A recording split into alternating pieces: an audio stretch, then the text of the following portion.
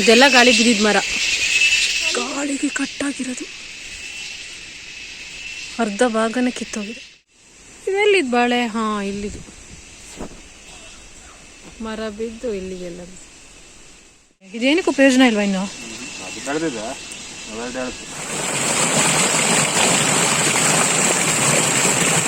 Hello, ನಮಸ್ತೆ. ನಾನು Ashwini and ನೀವು ನೋಡ್ತಿದ್ದೀರಾ ಅಶ್ವಿನಿ ಪ್ರದೀಪ್ ಮಲ್ನಾಡ್ ಚಾನೆಲ್. ಹೇಗಿದ್ದೀರಾ ಎಲ್ಲರೂ? ಆ್ಯಂಡ್ ನಿಮ್ಮ ಸೈಡ್ ಮಳೆ ಹೇಗಿದೆ? ಬಟ್ ನಮ್ಮ ಮಲ್ನಾಡಲ್ಲಂತೂ ಸಿಕ್ಕಾಪಟ್ಟೆ ಮಳೆ ಕಣ್ರಿ. ಕಂಟಿನ್ಯೂಸ್ ಆಗಿ 15 ಡೇಸಿಂದ ಬಿಡದೆ ಬರ್ತಾ ಇದೆ. ಸೊ ನಮ್ಮ ಜೀವನ ಅಂತೂ ಸ್ವಲ್ಪ ಮಟ್ಟಿಗೆ ಅಸ್ತವ್ಯಸ್ತ ಆಗಿಬಿಟ್ಟಿದೆ. ಬಿಕಾಸ್ ಕಂಟಿನ್ಯೂಸ್ ಆಗಿ ಬೀಳ್ತಿರೋ ಮಳೆಯಿಂದ ಹೊರಗಡೆ ಕಾಲಿಡೋಕೆ ಮನಸ್ಸಿಲ್ಲ. ಆ್ಯಂಡ್ ಒಳಗಡೆನೇ ಇರೋಣ ಅಂದರೆ ಆಲ್ಮೋಸ್ಟ್ 1 ವೀಕಿಂದ ಕರೆಂಟೇ ಇಲ್ಲ. ಆ್ಯಂಡ್ ಅದರಲ್ಲೂ ರೂರಲ್ ಏರಿಯಾ ನಮ್ಮ ಸೈಡ್ ಅಂತೂ 1 ಮಂತಿಂದ ಪ್ರಾಪರಾಗಿ ಕರೆಂಟೇ ಇಲ್ಲ.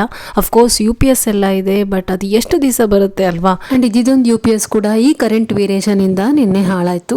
ಅಂಡ್ ಇದೇನು ಫಸ್ಟ್ ಅಲ್ಲ, ಇದೇ ರೀತಿ 3 UPS ಕೆಟ್ಟೋಗಿದೆ ನಮ್ದು. ಅಂಡ್ ಲಾಸ್ಟ್ ಟೈಮ್ ಅಂತೂ ಈ ಕರೆಂಟ್ ವೇರಿಯೇಷನ್ ಇಂದ ಒಂದು ವಾಷಿಂಗ್ ಮೆಷಿನ್ ಕೆಟ್ಟೋಗಿತ್ತು. And also 10 to 15 LED bulbs bust ಆಗಿತ್ತು ಒಂದೇ ದಿನ. ಇಟ್ಸ್ ಓಕೆ, ಬಲ್ಬ್ಸ್ ಸಾರೆ ಓಕೆ ಅನ್ಬೋದು, ಬಟ್ UPS ಕ್ವೈಟ್ ಎಕ್ಸ್ಪೆನ್ಸಿವ್ ಅಲ್ವಾ? ಅಂಡ್ ಅದ್ರ ಬೋರ್ಡ್ ಸುಟ್ಟೋದ್ರೆ ಅದ್ರ ರಿಪೇರ್ ಅದು ಇದು ಅಂತ ಸುಮ್ಮನೆ ಟೈಮ್ ಡಿಲೇ ಆಗ್ತಾ ಬರುತ್ತೆ ಅಂತ ನಾವು ಹೊಸದೇ ತಗೊಂಡ್ಬಿಟ್ವಿ. ಪ್ರತಿ ಸರಿನೂ ಇದೇ ಆಗೋದು. ಅಂಡ್ ಇದ್ರ ಜೊತೆಗೆ ಒಂದೊಂದ್ಸರಿ ಒಂದೊಂದ್ ಸಣ್ಣ ಮಳೆಗೆ ಕರೆಂಟ್ ಹೋಗ್ಬಿಡುತ್ತೆ. ಅಂಡ್ 3 to 4 days ರಿಪೇರೇ ಆಗೋದಿಲ್ಲ. ಇಟ್ಸ್ ಓಕೆ, ನಮ್ಮಲ್ಲಿ ಜನರೇಟರ್ ಇದೆ, ಹೇಗೋ ಆಗ್ತಾ ಇದೆ. ಬಟ್ ಲೈನ್ ಮ್ಯಾನ್ ನ ವಿಚಾರಿಸಿದ್ರೆ ಸ್ವಲ್ಪ ಇರೆಸ್ಪಾನ್ಸಿಬಲ್ ಪರ್ಸನ್ ಅನ್ಸುತ್ತೆ, ಸರಿಯಾಗಿ ರೆಸ್ಪಾಂಡ್ ಮಾಡಲ್ಲ. ಅಂಡ್ ಕೆಲವರಿಗೆ ರೂರಲ್ ಏರಿಯಾಸ್ ಅಂದ್ರೆ ಸ್ವಲ್ಪ ಅಸಡ್ಡೆ ಅಂತ ನನಗನ್ಸುತ್ತೆ. ಹಾಗಾಗಿ ಈ ಕರೆಂಟ್ ವೇರಿಯೇಷನ್ ಇಂದ ಹಾಳಾಗ್ತಿರೋದಕ್ಕೆ ಒಂದು ಕಂಪ್ಲೇಂಟ್ ರಿಜಿಸ್ಟರ್ ಮಾಡಿ ಅಂತ ಪ್ರದೀಪಿಗೆ ಹೇಳ್ತಿದ್ದೆ. ಫೈನಲಿ ಅವ್ರು ಮಾಡಿದ್ದಾರೆ. ಅಂಡ್ ಇದಿಷ್ಟೇ ಆಗಿದ್ರೆ ಏನೋ ಒಂದ್ ರೀತಿ ಆಗ್ತಿತ್ತು. ಬಟ್ ಈ ಅತಿ ಗಾಳಿ ಮಳೆಯಿಂದ ತೋಟದಲ್ಲಿ ಎಷ್ಟು ಬೆಳೆಗಳು ಹಾಳಾಗಿದೆ. ಸೊ ಈ ಮಲೆನಾಡಲ್ಲಿ ಅಡಿಕೆ ಬೆಳೆಗಾರರಾಗಿರ್ಬೋದು ಅಥವಾ ಕಾಫಿ ಬೆಳೆಗಾರರಾಗಿರ್ಬೋದು ಈ ಬಾರಿ ಸುರಿದಂತಹ ಭಾರಿ ಮಳೆಯಿಂದ ಯಾವ ರೀತಿ ನಷ್ಟವನ್ನು ಅನುಭವಿಸ್ತಾ ಇದ್ದಾರೆ ಅಂತ ನಾನು ಅವರನ್ನೆಲ್ಲ ರೆಪ್ರೆಸೆಂಟ್ ಮಾಡ್ತಾ ಈ ವ್ಲಾಗ್ ನ ಮಾಡ್ತಾ ಇದ್ದೀನಿ. ಸೊ ಡೆಫಿನೆಟ್ ಆಗಿ ಇದು ಕೇವಲ ನಮ್ಮ ಸಮಸ್ಯೆ ಮಾತ್ರ ಆಗಿರದೆ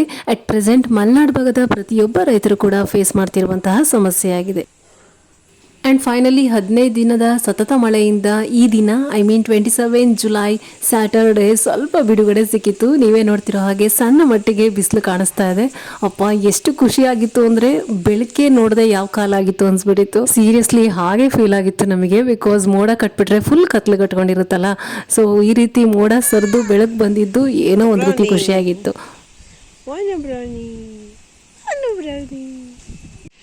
ಯಾವ್ದು ಪುಟ್ಟು ಬಾಳೆದ ಚೆನ್ನಾಗಿರಲ್ವೇ? ನಾನು ಎಷ್ಟು ದೊಡ್ಡ ಇದೆ ನೋಡಿ.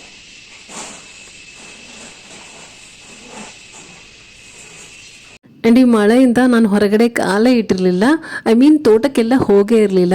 ಸೊ ಈ ಮಳೆ ಬಿಟ್ಟಿದ್ದು ನೋಡಿ ಇದೇ ಸಿಕ್ಕಿದ ಚಾನ್ಸ್ ಅಂತ ಅಂದ್ಕೊಂಡು ತೋಟದಲ್ಲಿ ಏನೇನಾಗಿದೆ ಅಂತ ನೋಡ್ಕೊಂಬರೋಣ ಅಂತ ಪ್ರದೀಪ್ ಜೊತೆ ಹೊರಟೆ. ಆ್ಯಂಡ್ ಇದ್ರ ಜೊತೆ ನನ್ನ ಮಕ್ಕಳು ಕೂಡ ಬರ್ತೀನಿ ಅಂದರು. ಬಟ್ ಅವ್ರ ಮಧ್ಯದಲ್ಲೇ ವಾಪಸ್ ಆದರು. ಇಂಬಳ ಇದೆಯಂತೆ, ಜಿಗಳೆ ಬುಚ್ಚು ಜಿಗ್ಲೆ ಇದೆ, ಕಾಲಿಗೆ ಹತ್ಬೋದು. Be careful. ಜಿಗ್ಲೆ ಅಂತಾನೆ ಇಲ್ಲಿ ನೋಡಿ, ಇಟ್ರೆ ಒಳಗೆ ಹೋಗ್ಬಿಡುತ್ತೆ. ಅಯ್ಯಪ್ಪ,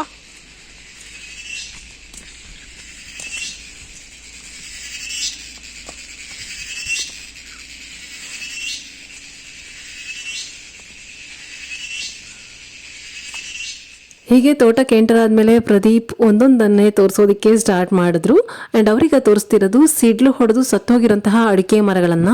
ಸಿಡ್ಲು ಹೊಡೆದ ಜಾಗದಲ್ಲಿ ಆಲ್ಮೋಸ್ಟ್ 10ರಿಂದ 15 ಮರಗಳು ಸತ್ತು ಹೋಗಿದೆ. ಅಂದರೆ ಅಲ್ಲಿ ಕೋಲ್ ಥರ ಕಾಣಿಸ್ತಾ ಇದೆ, ಅಡಿಕೆ ತೊಂಡೆ ಕಾಣಿಸ್ತಾ ಇಲ್ಲ. ಆ ಮಡ್ಲುಗಳನ್ನ ತೊಂಡೆ ಅಂತಾರೆ. ಮುಟ್ಟು ತೋರಿಸಿ ಯಾವುದಂತ.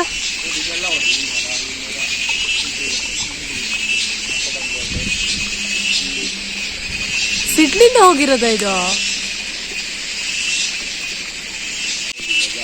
ಇದೆಲ್ಲ ಗಾಳಿ ಬಿದ್ದಿದ್ದ ಮರ.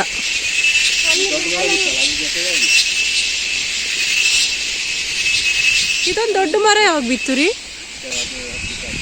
10 ದಿವಸ ಆಯ್ತು. ತಡೀರಿ, ಅದು ನೋಡಿ ಬೇರ್ ಸಮೇತ ಹೆಂಗೆ ಬಿಟ್ಟಿದೆ ಈ ಮರ. ಇಷ್ಟು ದಪ್ಪ ಮರ.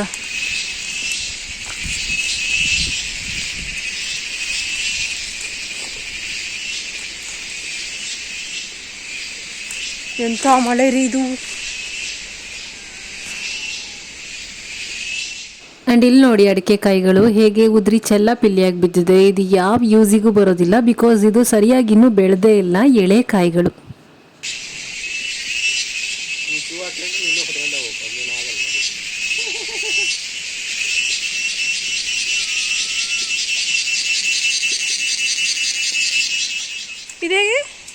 ಬೇಗ ಅಡಿಕೆ ಹಣ್ಣಾಗಿರೋದು? ಆ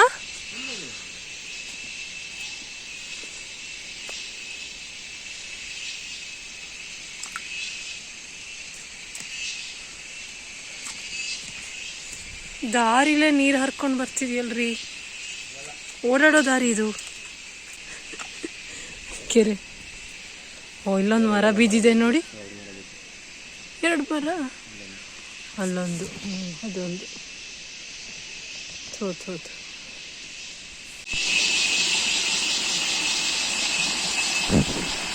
ಫಾಲ್ಸ್ ಆಗ್ಬಿಟ್ಟಿದೆ, ಮಿನಿ ಫಾಲ್ಸ್. ಹೆಂಗ್ ಸಿಗ್ದೋಗಿದ್ದು? ಗಾಳಿಗೆ.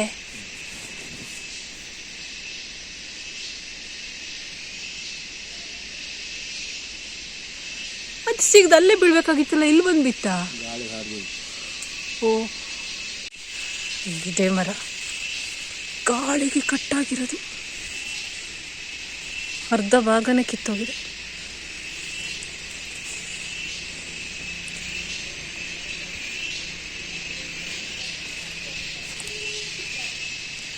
ಇದ್ರದ್ದು ಅರ್ಧ ಇದೇನಾ? ಒಬ್ಬ ಅಲ್ಲೋಡ್ಸಕ್ಕೆ ಹೋಗಲ್ಲ, ನೋಡೋಕೊಳ್ಳೆ ತಳ್ಳಗಿದೆ.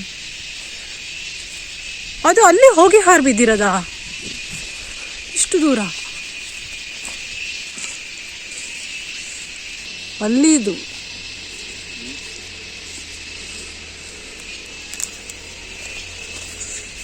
ಇಲ್ಲಿ ಬಂದು ಬಿದ್ದಿದೆ. ದೇವ್ರೆ, ಶೇ ಏನು ಮಾಡ್ತಿದ್ದೀರಾ? ಓ ಬೀಳಿಗೆ ಅಂಟ್ಕೊಂಡಿದೆ. ಬೀಳಿ ಹೋಗಲ್ವೇ? ಯಪ್ಪ, ನಂಗಿಲ್ಲಿ ಇಂಬಳ ಹತ್ಕೊಳ್ಳುತ್ತಷ್ಟೆ. ಹತ್ತಿಲ್ವಾ ಇನ್ನೂ ಒಂದು ಇಂಬಳ?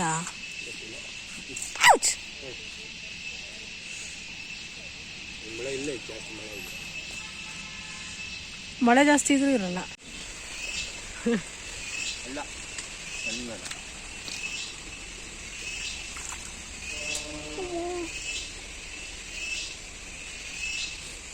ಮುಳುಗಷ್ಟಿದೆ.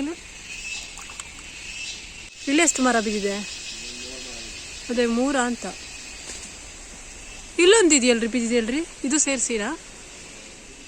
ಇದೆಲ್ಲಿದ್ದು ಬಾಳೆ? ಹಾಂ, ಇಲ್ಲಿದು ಮರ ಬಿದ್ದು ಇಲ್ಲಿಗೆಲ್ಲ.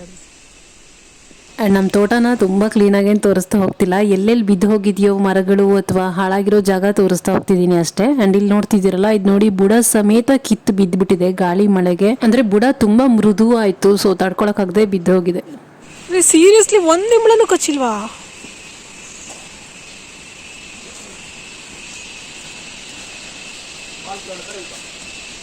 ಫಾಲ್ಸ?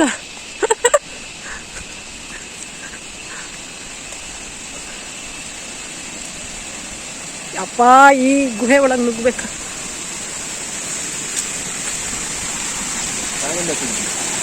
ಸರಿ, ಇಲ್ಲಿಂದ ನಮ್ಮ ಇದೇನ್ರಿ ಈ ತರ ಬರ್ತಾ ಇದೆ?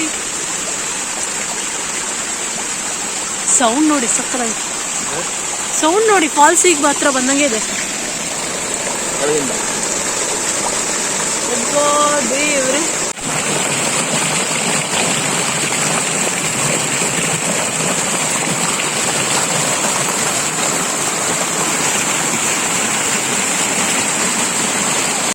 ಸೇಮ್ ಫಾಲ್ಸ್ ಅಲ್ವಾ, ಮಿನಿ ಫಾಲ್ಸ್ ನೋಡಿದಾಗ ಆಗ್ತಾ ಇದೆ. ಅದು ಝೂಮಲ್ಲಿ ನೋಡ್ಬಿಟ್ರಂತೂ ಯಾವುದೋ ಒಂದು ಫಾಲ್ಸ್ ಹತ್ರನೇ ಇದ್ದೀವಿ ಅನ್ನಿಸ್ತಾ ಇದೆ. ಇದು ಆ್ಯಕ್ಚುಲಿ ನಮ್ಮ ತೋಟದಲ್ಲೇ ಕಾಲು ದಾರಿ, ಅಂದರೆ ಓಡಾಡೋ ದಾರಿಲಿ ಕಾಲುವೆ ರೂಪದಲ್ಲಿ ಹರ್ಕೊಂಡು ಬರ್ತಾ ಇರೋದು.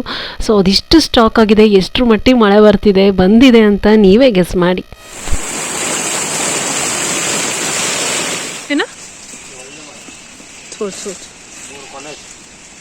ಇದೇನಕ್ಕೂ ಪ್ರಯೋಜನ ಇಲ್ವಾ ಇನ್ನು?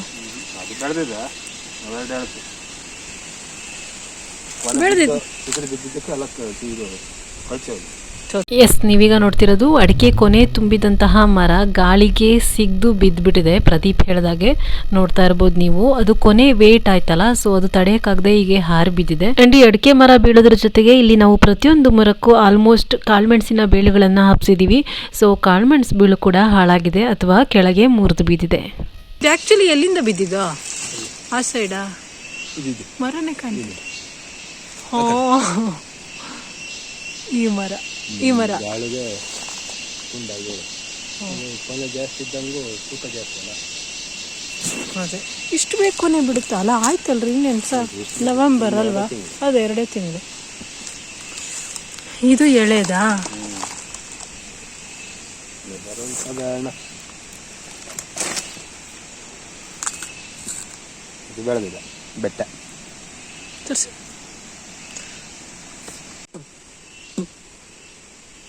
ಇದು ಹಸನಾ? ಹಸ ಬೆಟ್ಟ. ಇದು ನೀರು ಹಸ, ಏನಿಲ್ಲ, ಏನೂ ಇಲ್ಲ ಅಂದರೆ ಇದೆ ಫುಲ್ ಹಸ, ಅದು ಏನಪ್ಪ ಅಲ್ಲ, ಏನಕ್ಕೂ ಬರೋಲ್ಲ. ಇದು ಹಸ, ಇದು ಬೆಟ್ಟ. ಪ್ರಯೋಜನ ಇಲ್ಲ.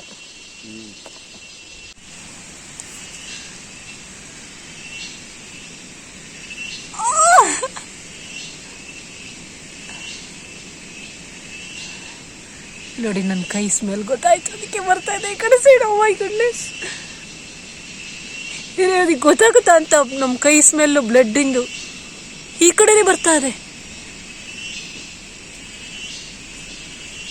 ಎಷ್ಟು ದೊಡ್ಡ ಇದೆ ದೇವರೇ.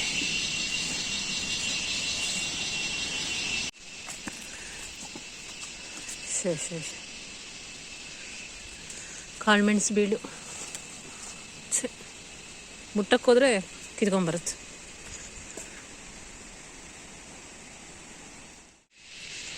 ಎಷ್ಟು ಸಿಗುತ್ತೆ ಈ ಥರ ದಾರಿ ಮಧ್ಯ?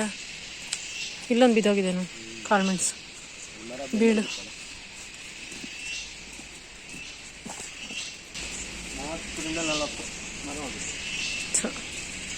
ಇಲ್ಲೇನು ಸ್ವಲ್ಪ ಫ್ರೀಯಾಗಿ ನೀಟಾಗಿದೆ.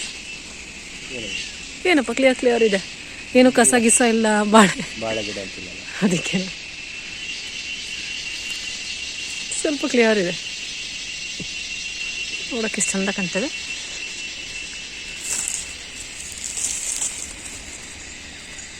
ಆಯಿತಾ, ತೋಟಕ್ಕೊಂದು ಸುತ್ತ ಹಾಕಿ ಬಂದು ಹೀಗೋಗಿ ಆ ಗ್ರೌಂಡ್ ಹೀಗೆ ಬಂದು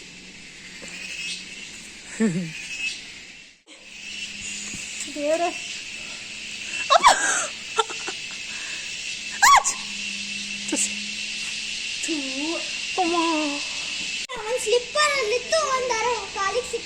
ಅಮ್ಮ ಇದು ಮೂನೇ ಆಗ್ತಿಲ್ಲ, ಕಚ್ತಾ ಇದೆಯಾ ಅಂತ ನಿಮಗೆ? ಇಲ್ಲಿ ಈ ಕಡೆ ಸೈಡ್ ಇಲ್ಲ, ಈ ಸೈಡ್ ಮಾತ್ರ. ಬಿಸಾಡಿ, ಎಷ್ಟು ಈಸಿಯಾಗಿ ತೆಗೆದ್ರ. ಎಸ್, ನಂಗೊಂದು ಇಂಬಳ ಕಾಲಿಗೆ ಹತ್ತೇ ಬಿಟ್ಟಿತ್ತು, ಬಟ್ ಕಚ್ಚಿರ್ಲಿಲ್ಲ. ಮೇ ಬಿ ಅದೇ ಹುಳನ ಅಂತ ತೋರಿಸಿದ್ನಲ್ಲ, ಅಷ್ಟೇ ದೊಡ್ಡ ಇತ್ತು. ಅಂಡ್ ಇದು ರಕ್ತ ಕುಡಿಯುತ್ತೆ ಅಂತ ಒಂದು ಹೆದರಿಕೆ ಆದ್ರೆ ತೆಗಿಯೋದಿಕ್ ಕೂಡ ಕಷ್ಟ, ಅದು ಮತ್ತೊಂದು ಹೆದರಿಕೆ. ಅದಕ್ಕೊಂದು ಟ್ರಿಕ್ ಇದೆ, ಆ ಟ್ರಿಕ್ಕಲ್ಲಿ ತೆಗೆದ್ರೆ ಈಸಿಯಾಗಿ ತೆಗಿಬೋದು. ಸೊ ಪ್ರದೀಪ್ ಈಸಿಯಾಗಿ ತೆಗೆದ್ರು.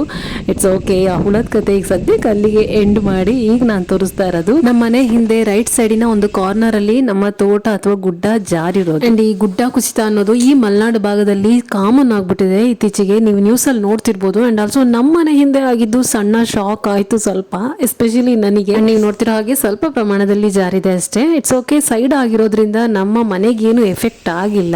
ಬಟ್ ನೋಡಿ, ಎಲ್ಲಾ ಕಡೆ ಆದಂಗೆ ನಮ್ಮ ಮನೆಯಲ್ಲೂ ಆದಾಗ ಸ್ವಲ್ಪ ಭಯ ಅನ್ನಿಸ್ತು. ಬಟ್ ನಮ್ಮ ಮನೆಯಿಂದ ಈ ಗುಡ್ಡ ಅಥವಾ ತೋಟ ಇದೆ ನೋಡಿ, ಅದು ಸ್ವಲ್ಪ ಸೈಡಲ್ಲಿ ಇದೆ, ಇದು ಹಿಂದೆ ಬರುತ್ತೆ.